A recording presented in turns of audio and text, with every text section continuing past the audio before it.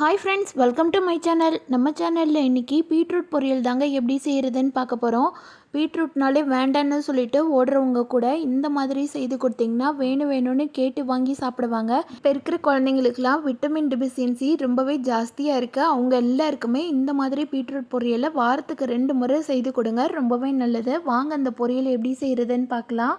கடாயை சூடு பண்ணிவிட்டு 2 ஸ்பூன் அளவு எண்ணெய் சேர்த்துக்கலாம். 1 ஸ்பூன் அளவு கடுகு போட்டு நல்லா பொரிய விட்டுடுங்க. கடுகு பொரிஞ்சு வந்தோடனே 1/2 ஸ்பூன் அளவு உளுந்த பருப்பு, 1 ஸ்பூன் அளவு கடலைப்பருப்பு போட்டு லோ ஃப்ளேமில் வச்சு நல்லா வறுத்துக்கலாம். ஹை ஃப்ளேமில் வச்சு வறுத்திங்கன்னா பருப்பு வந்து சீக்கிரம் கலர் சேஞ்ச் ஆகிடும், ஆனால் உள்ளே வறுப்பட்டு வராது.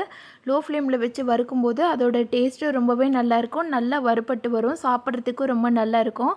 இது கூட ஒரு கொத்து கருவேப்பிலை சேர்த்துக்கலாம். பெரிய வெங்காயம் வந்து ஒரு பெரிய வெங்காயத்தை பொடியாக அரிஞ்சு வச்சுருக்கிறேன், அதையும் சேர்த்துக்கலாம்.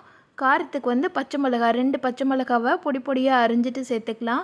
இது எல்லாத்தையும் சேர்த்துட்டு வெங்காயம் லைட்டாக கண்ணாடி பதம் வர்ற வரைக்கும் வறுத்துக்கோங்க. இதில் மெயினாக நீங்கள் பார்க்க வேண்டியது கடலைப்பருப்பும் உளுந்த பருப்பும் கரெக்டான பக்குவத்தில் வறுபட்டு வரும்போது பொரியலோட டேஸ்ட்டு ரொம்பவே நல்லா இருக்குங்க. இது கூட பீட்ரூட்டை வந்து பொடியாக அரியாமல் இந்த மாதிரி நீளமாக துருவி வச்சுருக்கிறேன். துருவுறது வந்து ரொம்ப பொடிசாக துருவிடாமல் நல்ல பெரிய சைஸ் துருவியில் வந்து நல்லா துருவி எடுத்துக்கோங்க.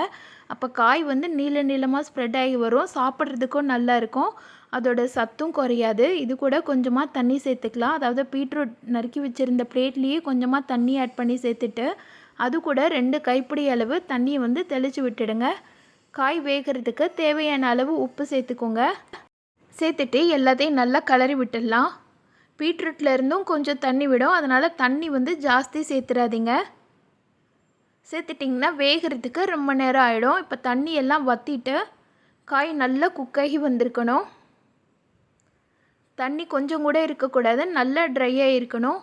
நீங்கள் தண்ணியோடு இருக்கும்போது தேங்காய் துருவல் சேர்த்திங்கன்னா காய் வந்து சீக்கிரமே கெட்டு போயிடும்.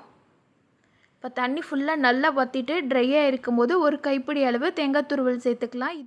இந்த பொரியலுக்கு எக்ஸ்ட்ராவாக கொஞ்சம் தேங்காவை துருவி போட்டிங்கன்னா டேஸ்ட்டு ரொம்பவே நல்லா இருக்குங்க. தேங்காவோடு சேர்த்து காயையும் ஒரு 2 நிமிஷத்துக்கு நல்லா வதக்கி விட்டுடுங்க. லோ ஃப்ளேமில் வச்சு வதக்குங்க, அப்போ தான் தேங்காய் வந்து பச்சை வாசனை போயிட்டு நல்லா மிக்ஸ் ஆகி வரும். இது கூட நம்ம மசாலா ஐட்டம் கூட சேர்த்து செய்யலாம், அது இன்னொரு வீடியோவில் நான் ஷேர் பண்ணுறேன்.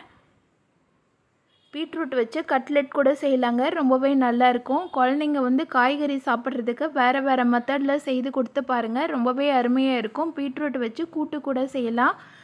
அவ்வளோதாங்க, டேஸ்டான சூப்பரான பீட்ரூட் பொரியல் வந்து ரெடி பண்ணிட்டோம். இந்த பீட்ரூட் பொரியலை வந்து நீங்கள் காரக்குழம்பு வைக்கிற அன்றைக்கி செய்து கொடுத்து பாருங்கள். காரக்குழம்புக்கும் இந்த டேஸ்டான பீட்ரூட் பொரியலுக்கும் காம்பினேஷன் சும்மா அப்படி இருக்குங்க. இந்த வீடியோ பிடிச்சிருந்ததுன்னா இந்த வீடியோவுக்கு லைக் பண்ணி சேனலை சப்ஸ்கிரைப் பண்ணாதவங்களா சப்ஸ்கிரைப் பண்ணிவிடுங்க. மறக்காமல் பொரியல் எப்படி இருந்துச்சுன்னு சொல்லிவிட்டு கமெண்ட் பண்ணுங்கள். Thank you friends.